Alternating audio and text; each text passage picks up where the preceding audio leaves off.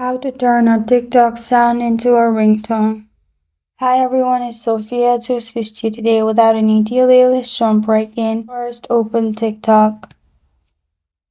Simply go to the video you want to add as ringtone and then click on three dots and save it. After you're done, simply go to Play Store and download Video Converter. I recommend this one.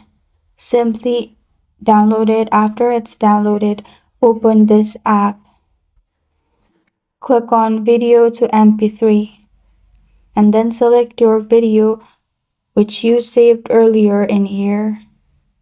After that, simply click on Convert and then click on Start. After it's completed, simply go to Settings again. In Settings, scroll down till you find Sounds and Vibration and then scroll down to Phone Ringtone. Click on Ringtone from Internal Storage. Select the sound which was downloaded earlier and you're good to go. This is how to turn a TikTok sound into a ringtone. Thank you for joining me today.